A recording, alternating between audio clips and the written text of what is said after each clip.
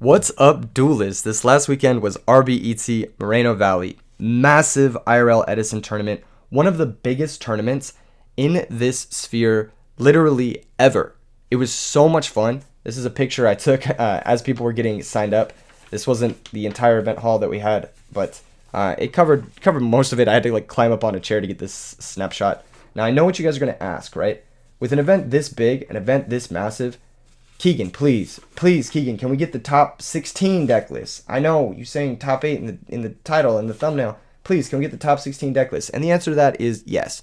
We can get the top 16 deck lists, but I want to do something. Again, RBT is about the community, right? I want to do something for the other creators in this community who have helped put on content, share different perspectives on the format, share different perspectives on, the game we like to play. So name down below content creators that you like in this sphere, your other favorite Edison content creators, people that aren't me, and I will send them some of the 9th through 16th place deck lists so that they can get extra coverage on that from this event. I just want to help boost up the community as a whole. I want people to sort of, I want everybody to eat from this, basically. I want all the content creators who have been putting this community on their back to get a 1 out of 10 video, basically. Or 1 out of 10 on YouTube is that's your best video. And I think that'd be super hype to see other people's perspectives on some of these deck lists. All right. Let's get into the top 8. Let's get into the top 8 deck lists because that's what you guys are here for. Don't forget to smash like and subscribe. This is the first 8th place deck list from Majid Khan. Very powerful duelist with a totally new take on Diva Hero Beat. You'll notice that this take on this deck, oh my god, I can't even speak. I'm still flabbergasted from this event. I can't even speak. You guys don't understand. It was it was a dream come true event. The full stream VOD is up. You guys can watch it in its entirety, in its 14 hour entirety. It was long. Maybe one day was ambitious. I'll just say that much. One day was ambitious. We had enough people to make the event happen, but maybe 1 or 2 more people in the future. We learned a lot of stuff. There was a lot of stuff. I'll get into that at the end of this video. Let's just talk about the deck list. We got Majid Khan's Diva Hero Beat deck list. You'll notice he made a big change. He cut Gemini Spark and Hero Blast entirely. One of the biggest weaknesses with these Hero Beat style deck lists is that you sort of draw the Gemini Spark cards, you draw the Hero Blast cards before you see the Alias cards, or that's pretty much it. You just brick on them early. And in a lot of matchups, if you brick on cards early, you just die. So you can't really afford that. And he recognized that as a weakness with the deck, and he said, fuck it. We're just going to play only good cards. We're going to cut all of that, and we're going to play only cards that are live as early as turn 1. And that's exactly what happened here. A very innovative deck list from Majid Khan. I really like this take. You'll notice he's got some interesting text. He's got the Elemental Hero Prisma to reveal Elemental Hero Terra Firma, send Elemental Hero Ocean straight from the deck to the graveyard, and immediately powering up your Call of the Haunted and Miracle Fusion as early as turn 1. Again, it looks like he's just built his deck to turn on everything as early as turn 1. Other techs include Snowman Eater for the mirror match. It was one of the most popular decks this weekend. And then Thunder King Ryo also for the mirror match, and good against other synchro decks and dragons as well.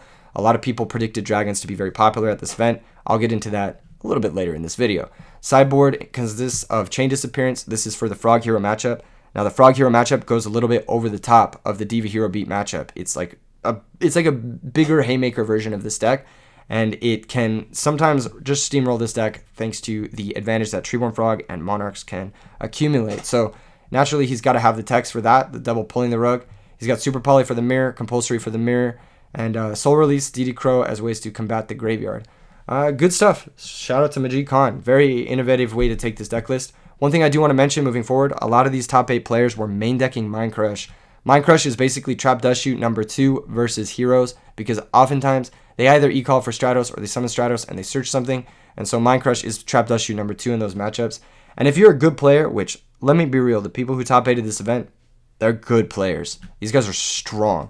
In order to play a tournament that's, however many rounds, I think it was 12 rounds in one day, in hurricane weather, in a crowded room, it takes a lot of skill to be able to keep your head on straight, and Mind Crush scales with the skill of the player. So good stuff from Majid here. Congrats on earning your invite to RBET Rulers.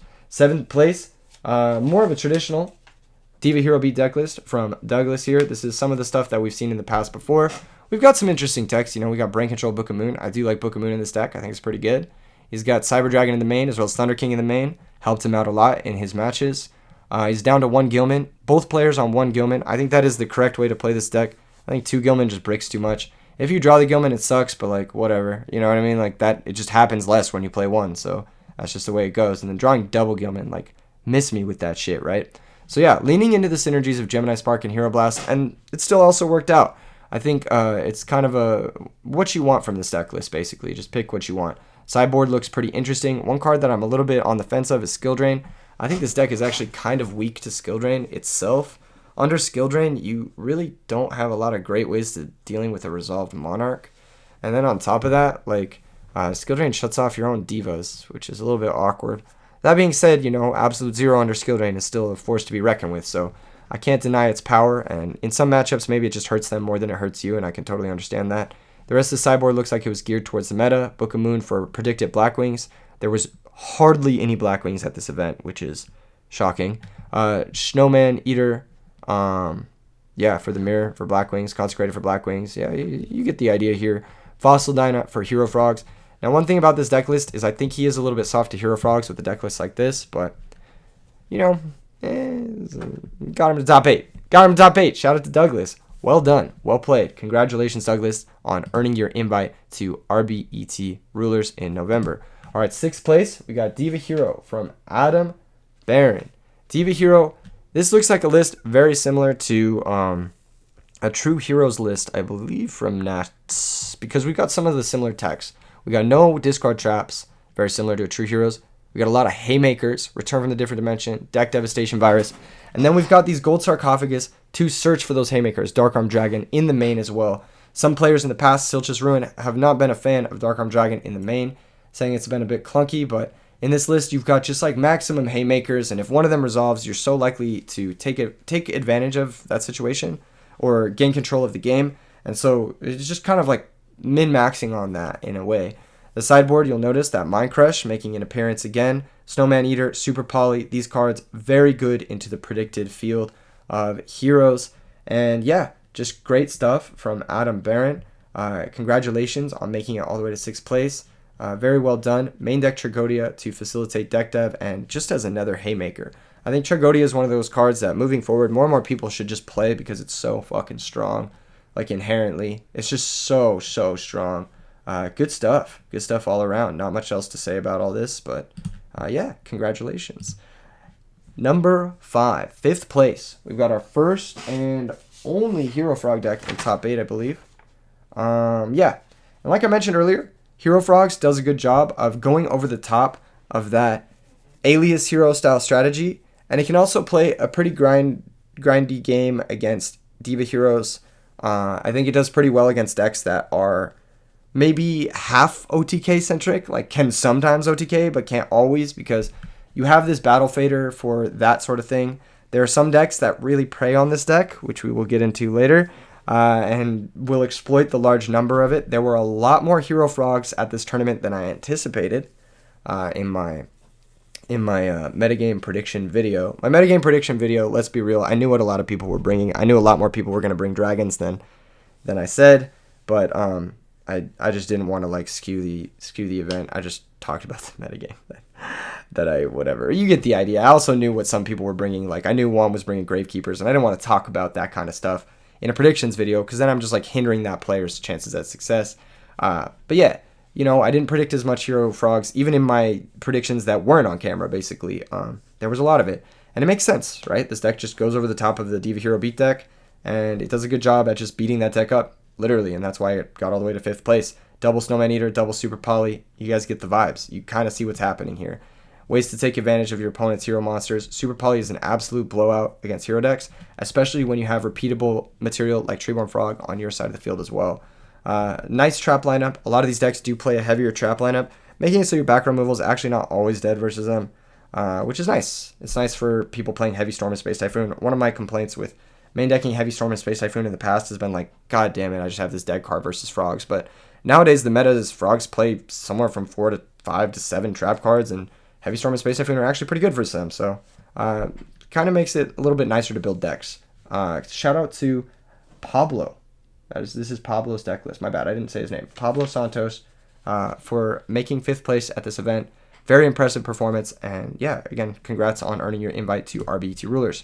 Fourth place, getting into some of the bangers. We've got Turbo Rocket Burn Frogs. And I want to take a minute to talk about, this is Homam Jamal's deck list. I want to take a minute to talk about his deck list because I think he did a lot of very, very nice things here. If we reflect on it a little bit. The way this deck works, for those of you who are unfamiliar, we've really only seen it on camera once or twice on this channel, is you try to use Turbo Rocket plus Treeborn Frog to make a Turbo Cannon, and then you take advantage of the accumulated burn damage from this over the course of the game while defending it with Threatening Roar, Wabaku, that sort of thing. And the additional time it gives you to build up your resources, to stack multiple Monarchs in your hand, or even stack a Light and Darkness Dragon in your hand, and close out the game that way. The normal lines of play in this deck involve synchroning with Turbo Rocket and Treeborn Frog into Turbo Cannon, and then setting a Threatening Roar or a Wabaku after you blow up a monster. So what you'll do is you'll summon Turbo Rocket. He has a pretty good effect and stuff, so while attacking, this card cannot be destroyed by battle. If this card attacks, after damage calculation, inflict damage equal to half the attack of the target your opponent you attacked with. So you'll attack with Turbo Rocket, right? And then you'll deal your opponent some burn damage, and then you'll synchro with Treeborn Frog into Turbo Cannon, blow up their monster in main phase 2, deal them some more burn damage, set Threatening Roar Wabaku. Your opponent will summon another monster. They'll try to attack into it. You'll use Threatening Roar Wabaku to protect your Turbo Cannon because he does have those flimsy stats. On your turn, you'll draw a new card. Maybe you summon another Turbo Cannon. Maybe you have a Caius or something like that. But you can use that Turbo Cannon to then blow up their monster, and you've dealt like a significant amount of damage. One thing that I do really like about this deck is that Turbo Rocket plays really well into Absolute Zero. It's a way to push through Absolute Zero. A large part of this metagame is like how well can your deck push through a resolved Absolute Zero, and Turbo Rocket does a great job. Another really cool thing you can do with this type of deck is use Swap Frog, Treeborn Frog, that sort of thing, to pump up your opponent's Absolute Zero to get maximum damage out of crashing your Turbo Rocket and blowing it up with the Turbo Cannon afterwards. You can do a lot of really cool stuff, taking advantage of your opponent, leaving that bigger monster in play. And I think this deck does a really good job at like parrying OTK pushes naturally due to Wabaku, Threatening Roar, Battle Fader. Gores and Try give 9 ways to completely shut down a battle phase. It's really hard to rush this deck down. Really, really, really hard to rush this deck down. So it can definitely find ways to get in that damage. And I think Homam Jamal did a great job of building this. He also did a great job predicting the metagame. He brought double Electric Virus in the sideboard. This is a very targeted sideboard card for Dragon and Machine decks. And you only bring this when you recognize that Frog decks lose really hard to Dragon decks. And if people are predicting, okay, Diva Hero beats the most popular deck, we should play Frog Hero. Frog Hero gets beat by Dragons because Dragons just kind of like steamroll it because they play very light defense. What do I have for the Dragon matchup? And that's why he has those Electric Viruses. He predicted 2 steps ahead in the metagame. And had a great sideboard pick in the Electric Viruses there. Also the Super Poly, Snowman Eaters, and Burial from the Different Dimension. This card is key in this deck because if your Treeborn Frogs do get banished, you have a bit of a difficult time playing a game. This deck is more reliant on Treeborn Frog than like Frog Hero is because you don't have like that mid-ground play of like Summon Stratos. Your Turbo Rocket gets a little bit weak. Your enemy controllers get a little bit weak. Your Light and Darkness definitely gets weaker. So you definitely want to have extra ways to put those Treeborns back in case they get banished. And Burial from a Different Dimension does a great job of doing that in the draw phase before you can even bring back the Treeborn Frog, thanks to it being a quick play spell. All right, moving on. Third place, we've got Rex Mendoza, a very decorated player. Rex Mendoza made top 16 at the Shonen Jump Championship Edison in 2010, and he ran it back 13 years later at RBET Moreno Valley, which is awesome. Just absolutely awesome. I really like his deck list. I really like some of the changes he's made to this sort of established strategy of Vayu Turbo. And let me get into them. The first one is going down on Armageddon Knight. He recognized a lot of people are siding pulling the rug, and sometimes they're even bringing it in versus this deck. So, less than that. Armageddon Knight is also the weakest normal summon in the deck, by far. So, next to like maybe Sangan. But yeah, it's the weakest normal summon in the deck. It gets you the least. So, he went down on one of those. And then he added a Lila Lightsworn Sorceress as a tech option, as well as a Trigodia in the main. Trigodia is like I said, an amazing card. It stops you from getting OTK'd. It helps you reversal your opponent. It lets you play when your hand is kind of slower. Let's say you have a couple Raikos, a couple Vayus. Trigodia will turn that hand on immediately, which is really, really nice. Trigodia is also an additional deck dev target, a 1-card deck dev target, which makes this deck dev a little bit more consistent post board. And then the 2 tech spell and traps, he's got Enemy Controller and Regeki Break. I really do like Regeki Break in this deck. I think it's a nice way of just like handling a threat, handling an absolute zero. Pitch one of your guys. It can set you up while also antagonizing your opponent's threats. And then enemy controller. Let me talk about this because, like I said, the whole format is like, how well can I push through absolute zero? And the best way to push through absolute zero is to take control of it, because it doesn't activate its effect when it leaves the field if it's still on the field, just on your side of the field. And so what this deck will do a lot of the times is you'll summon a Grepher or you'll summon an Armageddonite, you'll set up that Vayu Sirocco play, you'll summon that Armed Wing, and then you'll have this leftover body, which is kind of flimsy, kind of mediocre, kind of low T, if you ask me, of the Armageddon or the Grepher. Sometimes you'll have a leftover body like, Hamster, Raikou, that sort of thing.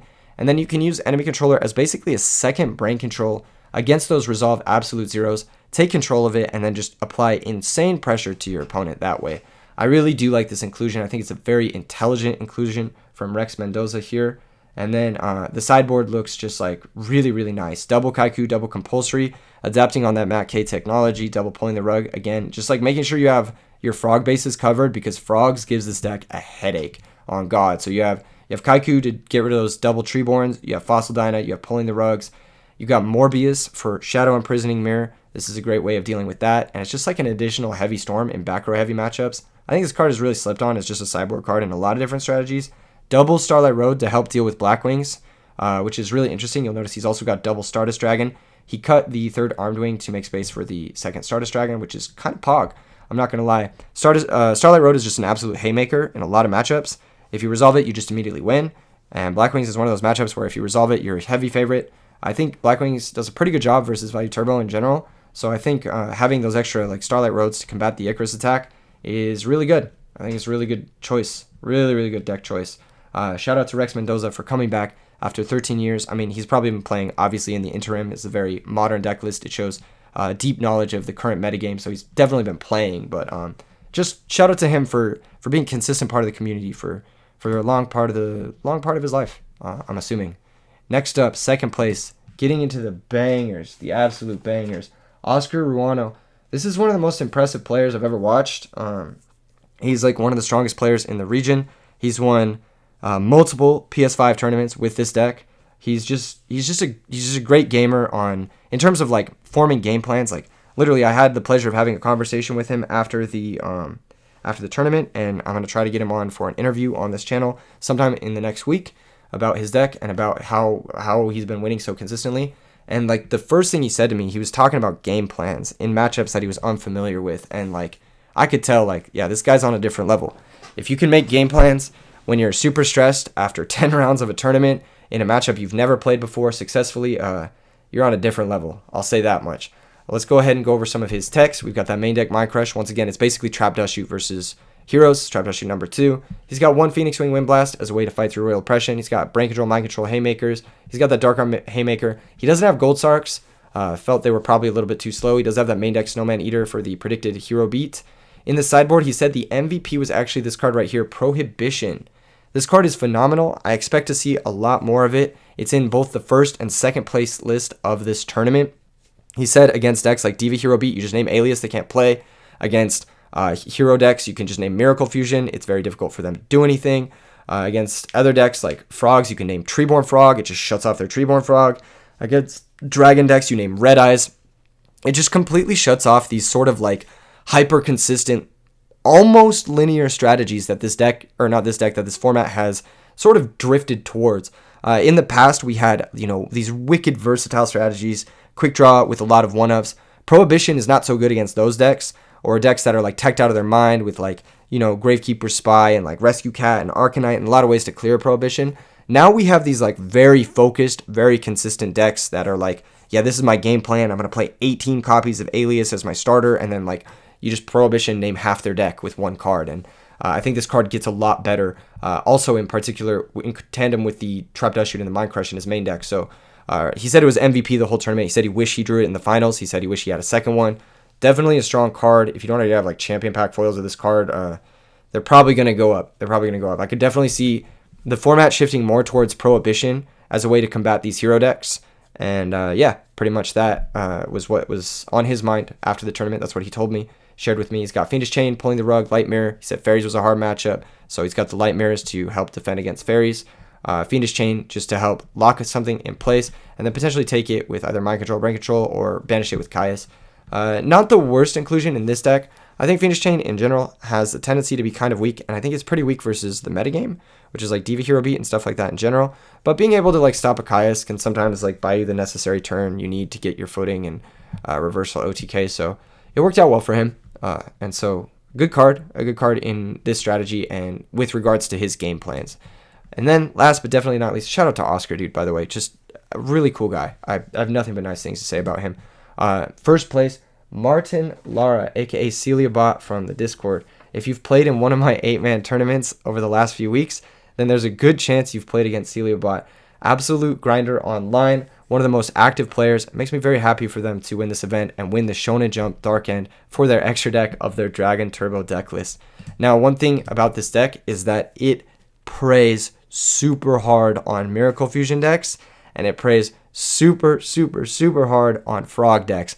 So when people stop playing the like Blackwing style, like aggressive decks that have Royal Oppression, sometimes Dark Bribe that makes this deck kind of difficult, heavy copies of Deck Devastation Virus, this deck will show up, and if you are unprepared for it, it's going to run you over. Now, it's not just the deck. I think Martin had an incredible run, played against a lot of really strong players, and yeah, just like did really well. Did really well at the event, and they traveled very far for the event. They traveled over 7 hours. So shout out to Martin. I'm very proud of my community. I'm very proud of the people who have been playing actively. Like I said, the top 8 of this is like a bunch of people who have been playing very actively, and you can tell. Like, you can legit tell. Let's talk about the deck list a little bit. Got Gores and Trag for defense. We've seen only Tragodia from players like Ghost Rider who have had success recently at RBET in the past, getting a first place. We've got one Wyvern for the grind game. Leaning more into the grind potential of this deck, I think is a good idea, because this deck is not always capable of OTKing. Having access to that like repeated red med effect is something that a lot of people are kind of sleeping on, even as just a 1-up. And also just having that extra normal summon to banish for red med is pretty good too. 1800 is not a bad stat line. It's just a good card overall. One Vortex Trooper to make sure you can filter your draws. It's also a debris target to help you Black Rose. And then Triple Reckless adapted from Ghost Rider's list. I think this is a cool list. I think it's a very strong list, very consistent. I'm going to go over, I know a lot of people are going to say this. I know a lot of people are going to be like, oh, this deck's uninteractive, that sort of stuff. I completely disagree. I think this is one of the most interactive combo decks literally ever. Ever since Hydro Pump pointed it out, I'm like, oh, this is really sick, because it's an OTK deck in a sense, right? It's looking to clear the field and OTK you, but there's a lot of different choke points. There's a lot of different ways to interact and outplay each other as both the Dragon Turbo player and the opponent of the Dragon Turbo player. And I'm going to be doing a primer on this video, or not on this deck, on this deck sometime this week. I'm going to talk about the ways you can play against it. I'm going to talk about some of the play patterns, stuff like that, that you can do, and some things you can do with some cards that are commonly played that actually help combat this deck that I think some players aren't aware of. And I think that a large part of this deck's success is taking advantage of players being not only afraid of it, but not fully understanding the different points where you need to attack this deck list and what cards you can utilize to attack those points. So I'm going to go over this in depth. I'm going to try to get Martin on for an interview as well sometime this week if my schedule allows, if our schedules align, and they can tell you a little bit more about his deck list. And yeah, just really cool stuff. Exciting to see Dragons win. Dragons best deck, baby. Exciting to see a tournament of this caliber actually happen. I have so many things to say about this event. I want to just like touch on a couple of them. A lot of the positives was the community. You guys are amazing. Everyone I met was so cool. Shout out to, of course, Brittany and Diego for being a fun part of the stream. Shout out to Juan for helping me on commentary. Shout out to Gabe, Monster Gamer, for helping me on commentary. Shout out to the team I worked with, Totagon Plays, Lee Park, SoCal Retro Yugs, and Alberto from Collectible Exchange. This event would not have happened without those guys. They put in so much work. We all did. All four of us put in a lot of work to make this happen, and I'm really proud of them. I think that I'm really happy I got lucky enough to work with some really cool people for this. Some of the cool things we were able to accomplish, we had a taco vendor there who is an Edison player, so we were able to support a local business, and he made some banger tacos. Shout out to him. The mats from Yggdrasil, amazing. GG Duelist for giving us the sleeves for top 16. Just so much of the community came together to make this event happen. And despite the negatives, which I am going to talk about now, there was a hurricane that happened this weekend. Not on Saturday. I hope all you guys made it home safe. There was a pretty big storm. It was a lot of driving, a lot of outages, a lot of issues, a lot of flooding.